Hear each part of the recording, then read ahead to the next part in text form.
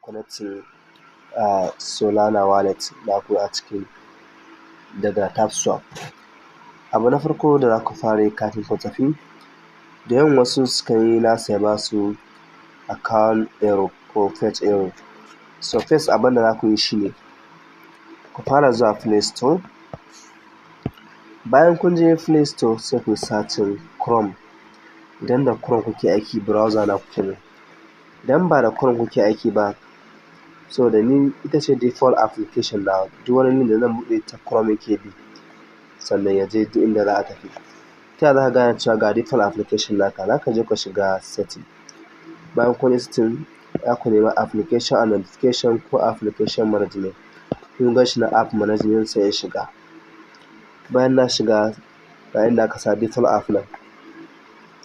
Bayan na shiga default app ga nan browser app kun gani ko? So I have a lot of browser ga su nan suna da yawa so amma me wannan ne default nawa ga ta Chrome ita ce default nawa. So a nan za ka gane cewa ga default browser naka sai ka zo ka yi updating nata. So bayan ka yi updating ka tabbata ba ta buƙatar wani update a nan, in tana buƙata ka taɓa update domin ta updating. Sannan kuma again sai ku zo ku yi searching Phantom wallet. Shi ma Phantom wallet ku tabbata tana updated ce ba ta buƙatar updating. In ma tana buƙatar update a nan sai ku updating ka zama ba ta buƙata. Bayan kun gama da wannan mataki shi ne za ku zo ku buɗe Phantom wallet app naku. Ga shi yana ƙoƙarin buɗewa don dai in tana delay ne yasa ta tsaya delay. So ga shi ta buɗe. In ta buɗe in ya zo in kuka setting kuka taɓa wannan connected app kun ga wayan nan sun ce not trusted app ba wani application da aka yi connecting. So sai ku zo ku shiga cikin Telegram naku. So ku shiga cikin account na Solana na wurin connecting. So bayan kun zo wurin connecting ga inda aka sa connect wallet ko wallet.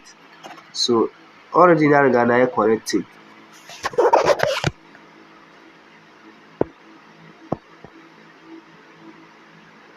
So bayan ya buɗe in ma baka connecting ba ta haka ne za ka je ka yi connecting ɗin shi. So ga shi yana ƙoƙarin zai buɗe amma sauran shi ya buɗe duka sannan sai in nuna muku wani verification successful. So already ga shi nan ya riga da ya buɗe. So abin da za ku yi shi ne a nan sama sai ku taɓa haka za ku ga copy link sai ku taɓa ku copy. Amma bai nuna copy link ba ga ɗan abin alamar shi a nan kun gan shi ne ko? Sai ku taɓa shi ku yi copy link ɗin ku wuce. Bayan kun yi copy link sai ku zo ku shiga Phantom wallet ɗin. Bayan kun shiga Phantom wallet sai ku zo ku taɓa ga browser ku taɓa browser nan.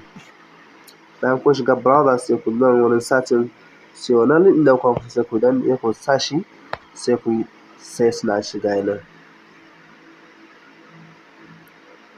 Ka taɓa go domin searching ɗin shi.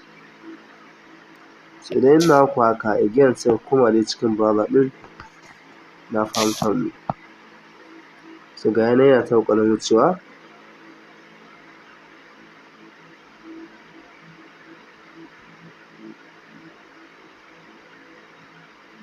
Kafin network ne yake sa ya ɗan tsaya wani jiya. So idan ya nuna ku haka a nan sai ga inda aka taɓa connect. Yana ta ƙoƙarin yin disconnecting. Yana ta ƙoƙarin connecting ne. So let me disconnect it. Sai in taɓa connect.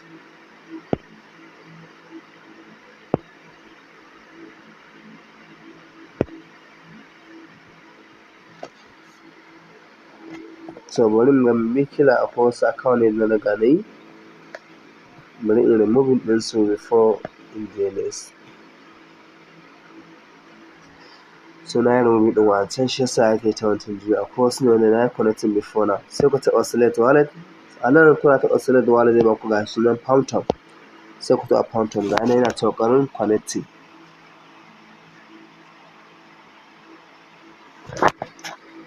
So network ɗin ne is very slow yasa kan tsaya yake ta ƙoƙarin connecting ne.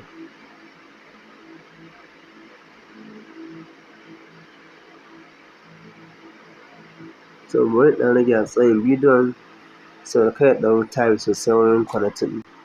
So ɗan yi clip. To bayan ya gama zai nuna connecting sai ku taɓa connect. Wurin cin address sai ku taɓa cin address shi ma zai baku confirm sai ku confirm. So idan muka koma nan muka je nan cikin setting ɗin muka je connecting app za ga yanan ya nuna ga yanan an riga da an yi connecting application. To ta haka ne kaɗai duk wanda nashi ya iya tabbata ya bi wancan procedure da na ce updating Chrome da updating wannan. So ya za a yi idan kana da multiple account kana so kai account naka guda 2 ko guda 3 kana da su. So amma dai shawarce da zan baku shi mutum ya zama ready ko da an samu sun bi IP address sun gano cewa kuna da multiple account, ya zama ready kana da wayar da ka san za ka iya login ɗinta ko ka je ka siyo waya ka ɗaura in ka san kana sa account naka. But maybe za su iya detecting su bi IP address su gano cewa wannan wayar ga adadin account da aka ɗaura ko daga za su yi burning ɗin da abin da ka tara.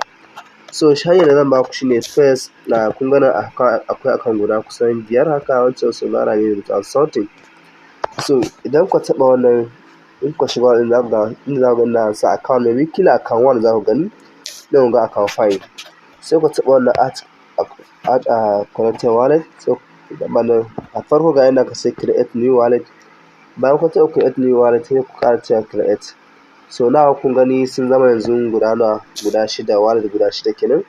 So bayan kun buɗe ta shi ma sai ku zo ku shiga Telegram app naku bayan kun shiga sai ku shiga ɗaya account ɗin shi ma ku je ku following ɗin shi kamar yadda aka yi na wannan bayan kun following ɗin for this time ga shi bayan an follow shi sai a ji shi ma sorry na kuma ci sai a kuma Pumpton sai mu je browser shi ma a paste ɗin shi.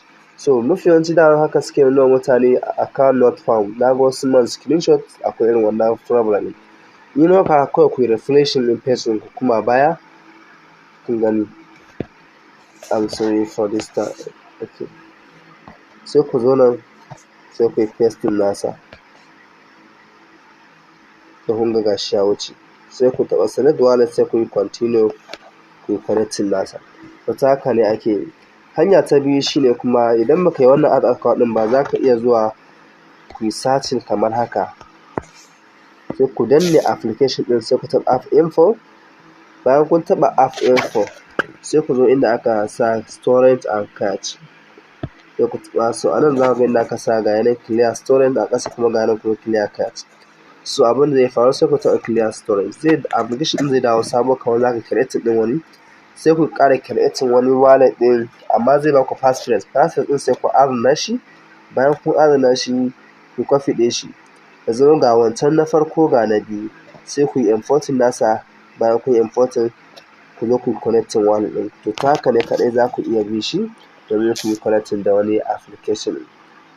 Ina fatan kowa ya fahimci yadda zai wannan duk wani detecting file duk wani updating browser da canza application.